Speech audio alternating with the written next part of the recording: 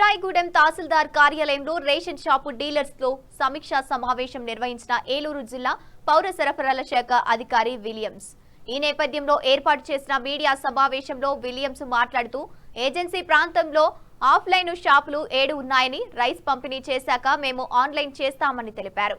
Ration కార్డుదారులతో మర్యాదగా వ్యవహరించాలని, ఏమైనా సమస్యలు ఉంటే తమకు తెలియజేయాలని అన్నారు. ప్రతి నెల 25 నుంచి 30 వరకు వయోవృద్ధులు డీలర్లే స్వయంగా ఇంటికి వెళ్లి పంపిణీ చేయాలని, ఈ విషయంలో డీలర్లు అప్రమత్తంగా ఉండాలని సూచించారు. ఈ కార్యక్రమంలో ఏఎస్ఓ ప్రతాప్ రెడ్డి, సిఎస్ఆర్ఐ పద్మ డీలర్లు పాల్గొన్నారు. ఇప్పుడు ప్రభుత్వం సన్న బియ్యం పంపిణీ చేస్తున్నామని చెప్పేసి అన్నారండి. అయితే ఇప్పుడు వచ్చే ఏదైనా సన్న బియ్యం కాదండి, కొంచెం అవి వండిన తర్వాత ఏమవుతుందంటే జిగురుగా చిముడిపోయి అవి మెతుకుగా నిలబట్ల. దానివల్ల ఏంటంటే పంపిణీదారులు ఎవరైతే లబ్ధిదారులు పట్టుకెళ్ళి వాటిని తినకుండా రీసేల్కి ఉపక్రమిస్తున్నారు వాళ్ళు.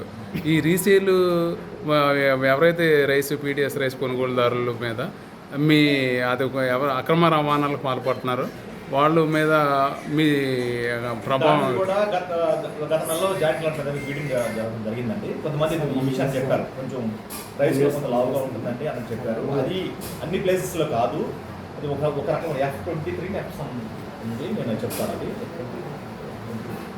1020 ఏదో ఒక వెరైటీ ఉందండి, ఒకే వెరైటీ, అది కొంచెం లావుగా కనిపిస్తుంది. ఆ వెరైటీ ఈ నెలలో రాకుండా మేము డిఎం గారికి చెప్పడం జరిగింది. అని పంపించాం.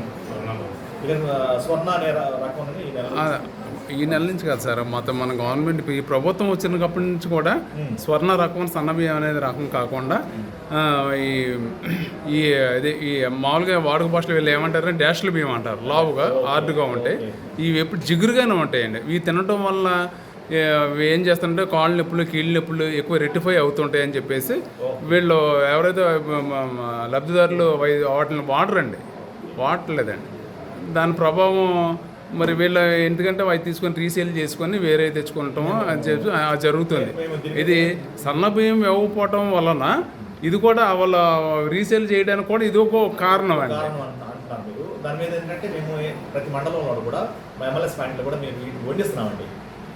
కుకింగ్ టెస్టులు పెట్టిస్తాం. ఆల్రెడీ మేము ఇన్స్ట్రక్షన్ ఇచ్చాము. మేము చెప్పకముందే మాకు ఇది 10 days దాకా మాకు తెలిసింది విషయం. కుకింగ్ టెస్టులు పెట్టిస్తున్నాం.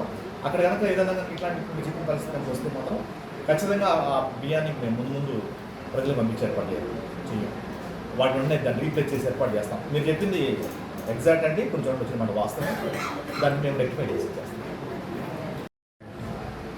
ఇప్పుడు బియ్యమును షుగరు ఇవే ఇస్తున్నారంటారండి. తర్వాత పామాయిల్, పప్పు, ఆట అనేవి, శనగలు అనేవి మనం జనవరి నుంచి ప్రభుత్వం అందిస్తుందని చెప్పేసి అన్నారే కానీ మొన్న జనవరి నెలను ఫిబ్రవరి నెల కూడా షుగరును రైసే ఇచ్చారు ఓన్లీ.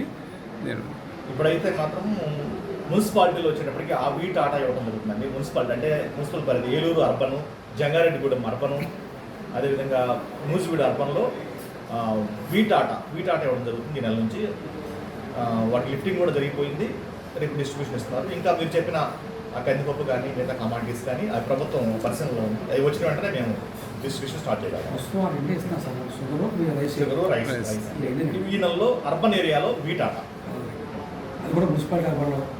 అర్బన్ ప్రాంతాలు, మన జిల్లాలో 3 అర్బన్ ప్రాంతాలు ఉన్నాయండి. ఏలూరు, జంగారెడ్డిగూడెం, నూజివీడు.